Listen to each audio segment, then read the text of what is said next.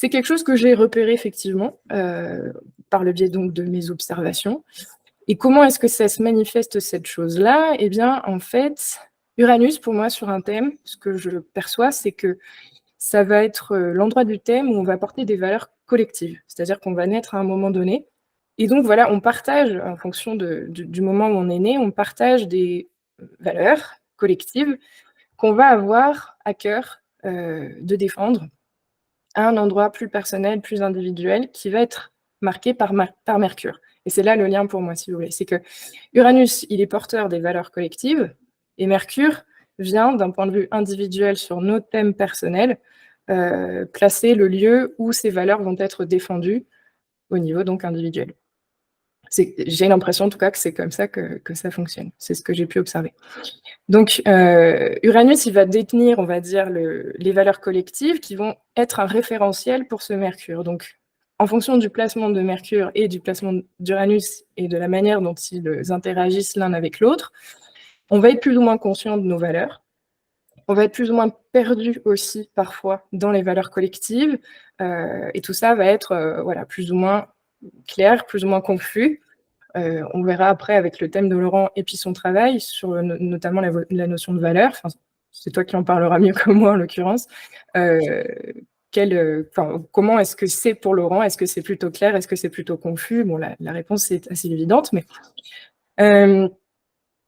et donc voilà, sur le thème personnel, Mercure par rapport à Uranus va finalement définir notre propre champ représentatif. Donc c'est comment est-ce que je me représente le monde, les gens, les choses, la réalité, le réel donc. Et ça va dépendre finalement de ce référentiel de valeurs collectives. Comment est-ce que je me place par rapport à ce référentiel de valeurs collectives? Du coup, comme je disais, l'idée, ça va être de regarder dans un premier temps les interactions entre Uranus et Mercure sur le thème. Est-ce qu'ils sont bien aspectés? Est-ce qu'au contraire, ils sont mal aspectés? Ou est-ce qu'ils ne communiquent pas du tout? Sachant que c'est quasiment impossible qu'ils ne communiquent pas, ils vont au moins communiquer par le biais de leur maîtrise. Les signes concernés sont peut-être en aspect sans qu'eux-mêmes soient en aspect. Enfin, on arrive toujours à trouver une communication plus ou moins favorable ou plus ou moins défavorable. Et donc, si elle est plutôt favorable, on aura un individu qui sera à l'aise avec son référentiel de valeurs, qui sera plutôt à l'aise dans ses représentations, qui aura une vision plutôt claire, en fait, de ce qu'il expérimente.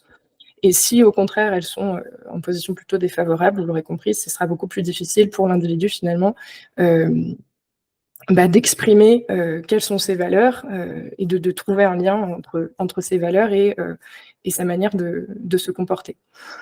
Donc ça, c'est intéressant, bien sûr, quand on est en psychothérapie, parce que ça permet déjà de donner un premier levier. Est-ce que tu es au clair avec tes valeurs? Est-ce que ce que tu fais est en lien avec tes valeurs? Et bon, c'est un premier levier intéressant. Mais je dis tout ça, c'est quoi une valeur, en fait? Je me suis posé la question ce matin ou hier, je sais plus. Intuitivement, je pense, enfin, instinctivement, on a une idée de ce que c'est la valeur. Il y a un peu la notion peut-être d'idéal ou autre. Je suis allée voir je suis allée voir sur le Larousse, en fait, comment il définissait le mot valeur et j'étais assez, je trouvais qu'il y avait un lien finalement avec cette histoire d'Uranus qui est le truc du collectif. J'ai noté, ils mettent: «La valeur, c'est ce qui est donné comme vrai, comme beau, comme bien, d'un point de vue personnel ou selon les critères d'une société qui est donné comme un idéal à atteindre ou quelque chose à défendre».